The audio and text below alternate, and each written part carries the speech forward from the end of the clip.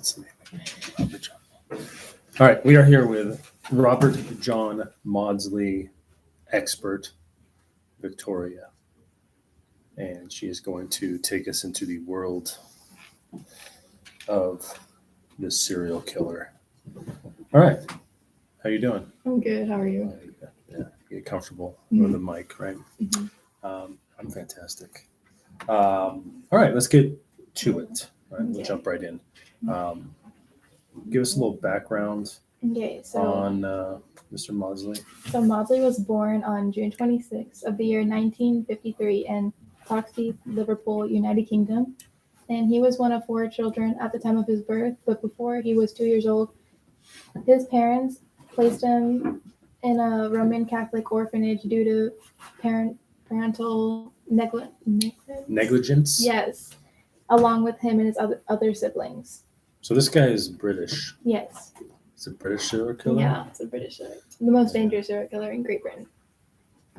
That's probably not that dangerous, right? Well, I mean, we always do things better than Britain, especially killing people. Yeah. And he lived in the orphanage until he was about 7 years old. But then his parents went to go back and pick up the rest of him and his siblings. And 4 of them spoke very highly of the orphanage, and they formed bonds with the people who were in charge, and they did not want to leave. So Robert's life became very well and healthy to a crazy turn. For years, he was abused and beaten and apparently sexually assaulted by his parents. Of course. Yeah. And so by the time he was around 16, he fled to London, where he became a Renton boy, also known as like a male prostitute. At what age? Around 16. So he was given up Yes. to an orphanage because his parents gave him up on their own? No, people saw him being abused. So almost like calling Child Protective Services, like we do here. Yeah. And they took him? Yes. But then they gave him back? Yeah, because after years, they went to go back and pick him up, and they let him take him. Okay. And then he becomes a male prostitute? Yeah, he becomes a male prostitute. On his own? Yes, to support himself financially. And that also made him develop a bad drug addiction. So he's got the whole shebang here. Yeah, well, he Sexual also abuse, attempted physical suicide. abuse. He's very mentally ill at this point. Based on his upbringing, will we assume? Mm-hmm. He could have some psychosis in his brain too. But yeah. He was also reported for the amount of suicides he would attempt, so they took him into a psych ward. And they let him out, but then he went back to being a prostitute, so the mental hospital did not help him in any way. Okay, and now he's still a teenager? He's around 20 when he's let out, and he's 20 being a male prostitute again. Okay. And that's where he also committed his first crime. What was that? He was getting picked up by a guy he was going to have sex with, and before they did anything sexual, the man he was with ended up showing him pictures of children he abused and sexually assaulted. Uh-oh. And that triggered a very bad outrage due to past trauma. Right. So while they were in the car, I believe, in like a wooded area in Britain, he took his hands and strangled him very badly to the point the man was blue. And then after he died, he took $5 out of his pocket and left. But there's no information on how he was caught. Okay. But he was caught for that crime? Yeah, he was caught for that crime. But they didn't, they said he wasn't mentally stable enough to stand trial, so they put him in a sort of mental hospital type prison. Right, like Kemper. Yeah. Yeah. And that's where he committed his second murder. So he goes to jail for murder. Yeah. The strangulation. Mm-hmm. Kind of heat of passion. Yeah. Murder based on his past. Mm-hmm. And then he goes to jail. Mm-hmm. And then he commits another murder in jail. Yes. Okay. Okay. For his second murder, it's really disturbing. It takes place in the year 1977. And his victim was an inmate by the name of David Francis. But Maudsley didn't act on this alone. He was acting with another inmate by the name of David Cheeseman. They held him captive in their cell, but this man was also a convicted pedophile.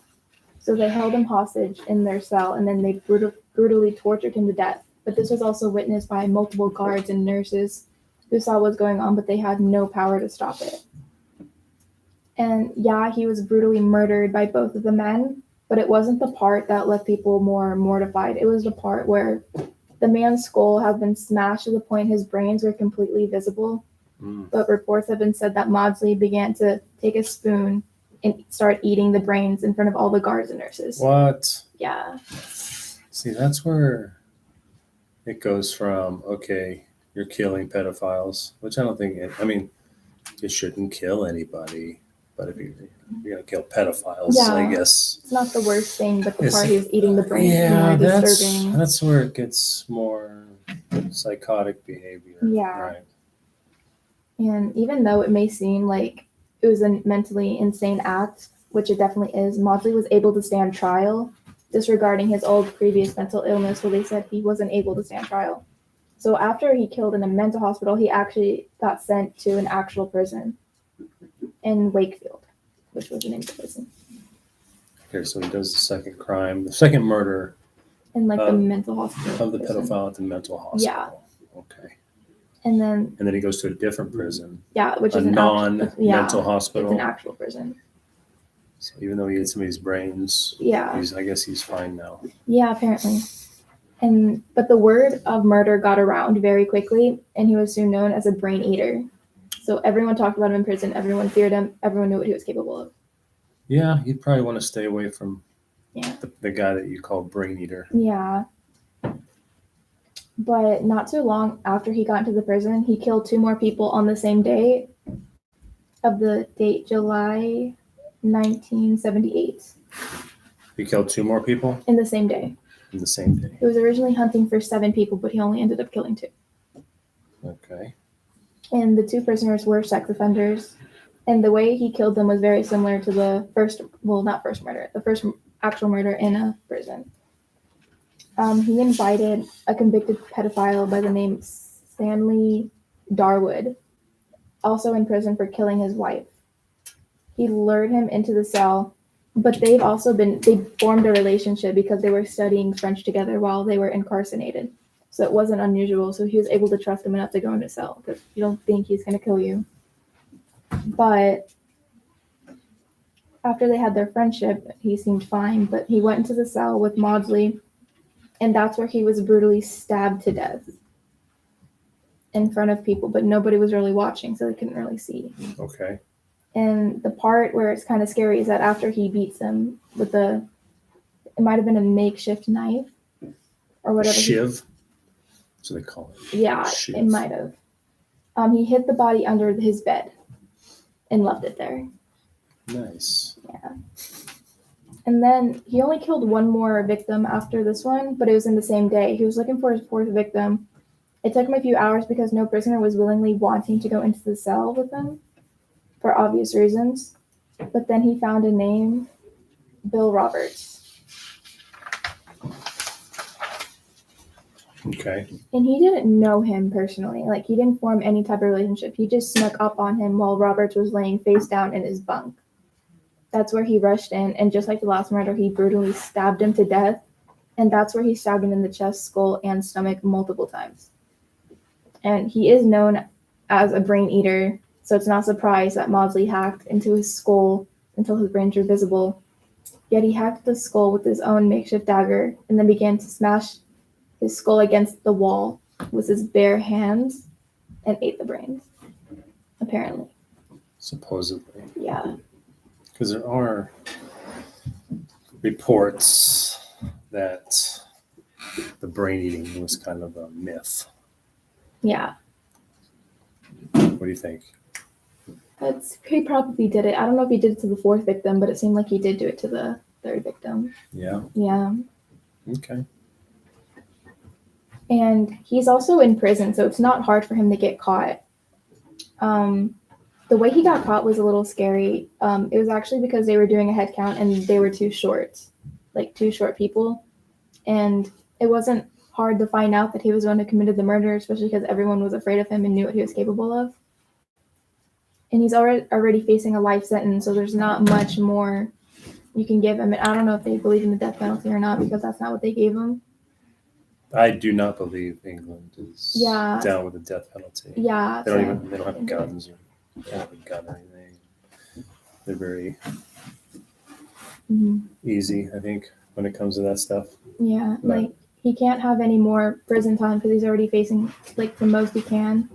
So the most that could have been done is building him a bunk in a glass cage, you can say, underground the prison, because he's also on suicide watch for wanting to kill himself, and he's not mentally there to be around with other prisoners. So It's he too was in a dangerous. basement Yes. cell Yeah. with plexiglass, Yeah. like Hannibal Lecter, Yeah. And from every Silence of the Lambs. Yeah, exactly like that, except even worse because it's real life. And all his furniture was made out of cardboard, and his toilet and sink were bolted to the ground so they couldn't be used as a weapon. And he would get a small little hole to receive his meals, and he would get 1 hour of free time in the yard to do exercise while being watched with 5 to 6 guards. So you think they would do this after the first prison murder? Yeah. You know, they're probably like, we'll give him a second, another try, Yeah. and then he killed 2 people. In the same day. He was In the originally same- hunting for 7, but he did not get 7. So he was obviously going after people who have hurt children, women, Yeah. kind of like a, Yeah, because he thought his crimes were justified. Like he said it was an act of good. yeah, it's Yeah. like Dexter. You ever watch Dexter? No. You ever seen Dexter? No. Really? Yeah. About the serial killer guy who like still wants to be a good guy. So I've never seen it. he finds people who do bad things. He kills them Mhm. just to make, because he doesn't want to just go out and kill random people. Yeah. So he thinks That's like him. He did not he kill can anybody justify random. it Mm-hmm. if, Yeah. Now, we have to believe him on the first murder, right? Yeah. That one is more. He showed pictures, it triggered him. Yeah. Because. Do we know? Maybe he's lying. You know what I mean? Yeah. Maybe he's lying about, that. I think there was proof of pictures of children being shown. Yeah, but he could have thrown down. Yeah. Planted evidence. He could have. Huh? He could have. Remember, we never trust serial killers. Yeah. So based off what he was wouldn't. saying, apparently he thought it was an act of good, which is understandable until it comes to eating the brains. That's a little much. Yeah, that's next level stuff. That's like, because he is mentally. Is that the first time he ate brains? I don't know. Probably not if that's so comfortable with it. It sounds like, though, that the Silence of the Lambs movies are like based on this guy. I don't know if that's. Could have been the drugs that also messed him up, because he did have a drug problem when he was like mid-teenager to early 20s. Yeah. Due to prostitution and to support himself. So that definitely took a toll on his mental stability. Have you seen The Silence of the Lambs? No. What? You haven't seen Silence of the Lambs? I haven't. Or Hannibal? Oh, that's actually what he was referred to. The real life Hannibal. Yeah. Yeah. No, I have not seen Hannibal. No? No. Oh, man, you got to see that. Should. There's a scene, I think it's in Hannibal. I think that's a sequel, where the guy is like alive and he cut his skull off and you can see his brain, and then he cuts it out and like cooks it while the guy's alive. That's next level. Oh yeah, Silence of the Lambs. Those are great movies, especially if they're based on this guy. Yeah, he's known for Hannibal the Cannibal. Except even worse because it's real life and killing in prison.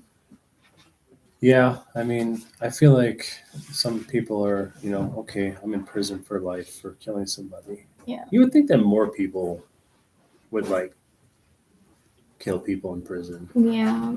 It's like I'm already here. Like, what else am I going to do? I might Well, as well kill more people. the punishment could be where he's at right now, which is underground. What they call it underground, but it's really the basement. He's still there now? Yeah, he's been there for about 4 decades. He's still alive? He's alive at 68 years old. He's 68? Yeah, and I don't think he's allowed to see anybody because he's too dangerous for society, what they say. Even though it's So he did this, early 20s then, right? it started out when he was 20, Yeah. and then his murders actually only lasted maybe like 10 years, like the span. Yeah, 1974 to 1978. So Oh, so just 4 years only. So 4 people he murdered. He's known for years. Right? He murdered Yeah. 1, went to prison, murdered 3. Yeah. And those are his crimes. Yeah, that's it. Killing pedophiles. Yeah, kids. Supposedly. Allegedly killing Yeah. pedophiles. And he's still alive. Yeah, he's still alive. And he's still in the basement. Yes, and it's a 2-unit cell, what they call a glass cage, where all the furniture is cardboard, and he's in there for 23 hours a day and has to be watched by 5 to 6 prison guards while getting out to do exercise. If they allowed you to interview him in person, would you do it? Yeah. Really? Yeah. You'd be like, what's her name? Yeah, because you don't see that every day. Like on Silence of the Lambs. You see that? Watch that movie. I will. She goes down and she like interviews him. Yeah. A guy actually interviewed him. Can't remember her name. What's her name in that movie? Clarice. That's her name. Clarice. He actually won, Anthony Hopkins won an Academy Award for playing Hannibal Lecter, and he was only on the screen like 21 minutes. Really? And he won Best Actor. Side note. Yeah. So that's it, huh? Pretty much. The reason why he killed is just because he thought they needed karma, because they hurt people, and he thought he was doing a good thing. So he says, I mean, he could obviously be lying because you never really know, but based off his trauma, he has a child, and being a male prostitute, it could be true. Should we be more lenient with people who kill for certain reasons? If there's hard evidence that it. Let's say somebody molested a family member of yours, Mm-hmm. a little brother or something. Yeah. And then somebody murdered that person. Yeah, he did a good thing then. You think he did anything? Yeah. But we can't have vigilante justice. Yeah. I mean, there would have to be evidence, like DNA evidence, and anything like that. But I mean, Maudsley ate brains apparently, so something's obviously not right with him. Yeah, I don't think we want that guy walking the streets. Yeah, because he is dangerous. Because you don't hear of a brain eater every day. Like, he's not your average serial killer. He kills in prison and eats the brains. Like, that's a little messed up. Yeah, he's obviously got some screws loose. Yeah, could be from drugs, most likely. Yeah, I mean, all that stuff combined. I mean, Yeah. you have a history of sexual abuse, physical abuse. You throw in just being a male prostitute. Yeah, starting at 16 too. Being abusing drugs, and then you just get triggered one day, allegedly, and he flipped out and killed the guy. Yeah. And then he gets caught, and then, after that, probably got triggered again. Yeah. What are you in here for? The prisoners know like who's in there for exactly. sexual assaults and messing with kids, and they don't really like that. I don't think it's any. I don't think it's any different in England. Wherever you are, if you kill women and children, I think you are more susceptible. Yes. You come across this guy, and there you go, right? I guess they're lucky that he didn't kill more.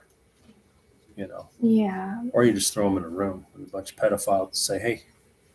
It's not the worst thing, though, because last one standing. Last one standing, right? Yeah. Gets out. You would feel different if he was killing innocent women or anything like that, because he only killed men. That's what he aimed for. Yeah, It was the male prison. I always say that most serial killers are sissies. Yeah. And people are always like, well, but they're monsters. They're monsters. They're monsters. It's like, okay, things that they do are monstrous, I guess. But if you look at what they're doing, if you look at all of them, right? Night stalkers sneaking in houses and killing people. Yeah, that's scary. Dahmer, like drugging guys, taking them back to his house and drugging them, and basically, incapacitating them. Yeah. You even look at Dexter. Let's take a fictional character. Dexter, how he does it is he gets like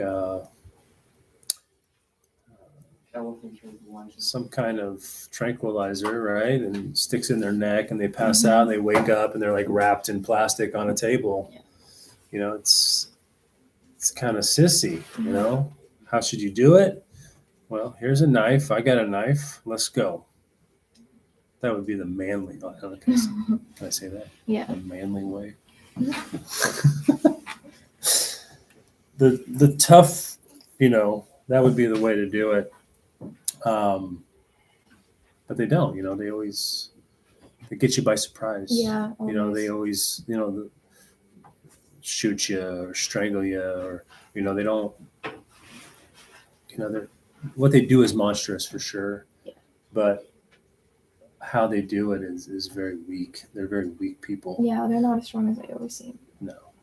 And for him, you know, his initial murder, and he probably snuck up on these guys in prison. Oh yeah. You know, it wasn't like, let's go, Yeah, you know, he a fair snuck up. fight kind of deal, which it hardly ever is, you know. Yeah, especially the last one, because he didn't know the last one at all. He just snuck up on him while he was sleeping. Yeah. Laying face down. I mean, and then took a knife or a spoon, they call it maybe. Yeah. Yeah, something like that. But anybody can kill anybody, Yeah. you know. You can just grab a weapon, Mm-hmm. and if you have the psychosis to do it, right? You know, nobody's, you know, there's always people that are tough. You know, like you watch a movie Mm-hmm. and there's somebody who's like Scarface, right? Like Scarface, like I'm unstoppable.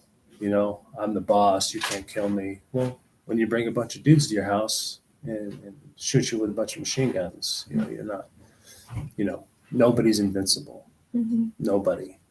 No, it doesn't matter who you are. President of the United States, JFK assassinated, you know, the head of drug cartels, the head of gangs, you know, nobody's bulletproof. Mm-hmm. So if somebody wants to kill you, they're going to do it. Yeah. You know what I mean? Sure. They're just going to do it in Mm-hmm. a weak way. You know, they're going to shoot you in the back of the head. Yeah. You know, all of those things. Well, anything else I don't on think him? so. I think He's that's still it. alive. He's still alive in the glass cage for over 4 decades, and no. Yeah, they must not have the death penalty anymore. Yeah, because I they mean, said he couldn't get any more punishment than he already has now. let me look that up real quick. I'm pretty sure. You can't have a gun. I'm pretty sure there's no death penalty, or he would have gotten it. Which is why he is known as Great Britain's most dangerous prisoner. The Human Rights Act formally abolished the death penalty in the UK. This means that a public official, including the police or courts, cannot execute someone or sentence them to death as punishment for something they have done. Yeah. There you go. Yeah. That's why he's at where he's at now. Yeah, I don't get it. I mean, I go both ways on it. Like, I don't care. Yeah. You know, like, if that guy was dead, if he's in prison, like, what's the difference, really? I mean, people will say, well, you're paying for him to eat. And I get that. Mm-hmm. But if they executed him, I'd be like, yeah, whatever. Yeah, exactly. Yeah. It doesn't matter. You know. Mm-hmm. But, all right. If that's it, we'll end there. Yeah. Thanks That's it. for all your work on that. And until next time. See, that was painless. That was easy. It's easy. Yeah.